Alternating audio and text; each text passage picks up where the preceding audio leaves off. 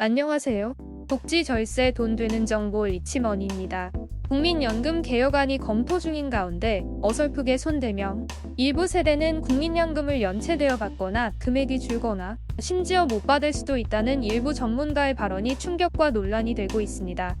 국회 연금개혁안 초안이 이르면 27일이나 28일 확정될 예정이라고 합니다. 이번 초안의 강도를 결정할 5차 재정투개 결과가 곧 연금특위 자문위에 보고될 예정인 가운데 우리 대한민국 국민들도 세대 간 엇갈린 입장의 갈등도 증폭되는 모양새입니다. 세대별 입장을 정리해보면 이미 국민연금을 받고 있거나 곧 받게 될 60대 이상인 분들은 국민연금 개혁을 하든 뭘 하든 수급을 받는 사실은 변함이 없기 때문에 크게 개의치 않는 분위기입니다. 다만 국민연금으로 인해 건보료 증액이나 기초연금이 줄어들 수 있다는 정도의 언짢음은 있었습니다. 50대 분들은 발등에 불이 떨어진 형국입니다. 이미 20년 가까이 국민연금을 꼬박꼬박 납입을 했고 회사에서 버틸 수 있는 날도 얼마 남지 않은 상황에 5년에서 10년만 더 고생하자라며 버티고 있었는데 연금 수령 시기가 늦춰진다니 충격이 클 수밖에 없습니다.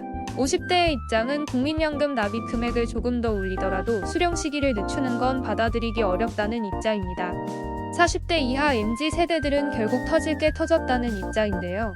국가를 상대로 연금을 내고 있지만 언제 얼마나 받을지, 아니 받을 수나 있을지 걱정을 하는 상황 자체가 납득하기 힘듭니다.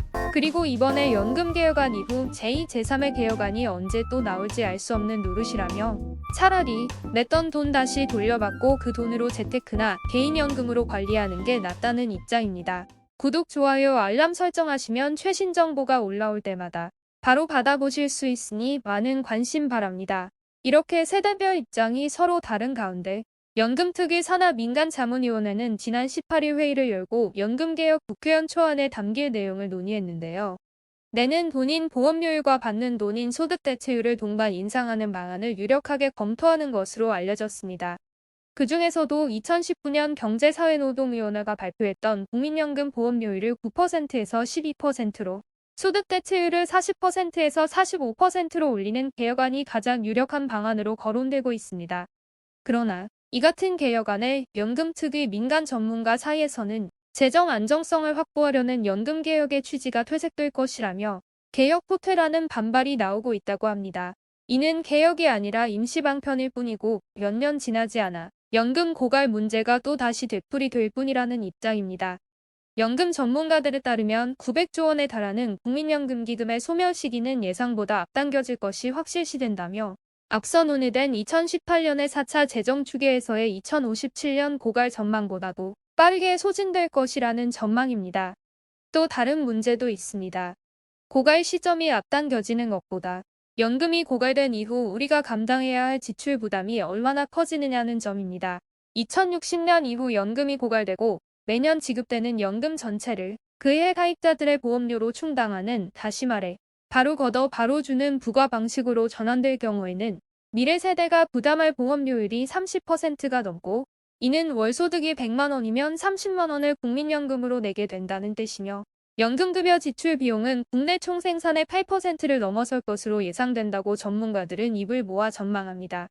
더군다나 4차 재정추계에선 출산율이 1.05명으로 유지되는 상황을 전제로 2060년 부과방식 비용률, 즉 1인당 보험료율을 29.3%로 내다봤었는데 지난해 3분기 한국의 합계 출산율은 0.79명까지 떨어져 상황은 점점 더 심각해지고 있다고 합니다.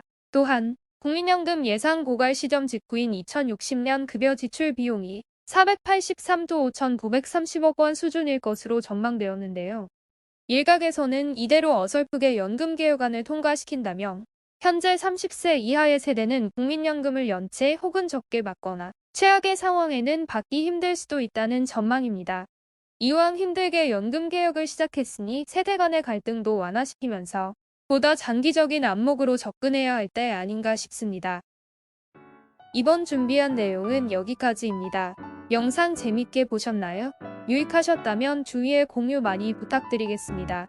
평소 궁금하신 내용이나 다뤄줬으면 하는 것이 있으시면 댓글로 남겨주시면 영상 제작에 참고하겠습니다. 다음 시간에도 보다 알찬 내용으로 찾아뵙겠습니다. 지금까지 복지 절세 돈 되는 정보 전달 전문 리치머니였습니다. 감사합니다.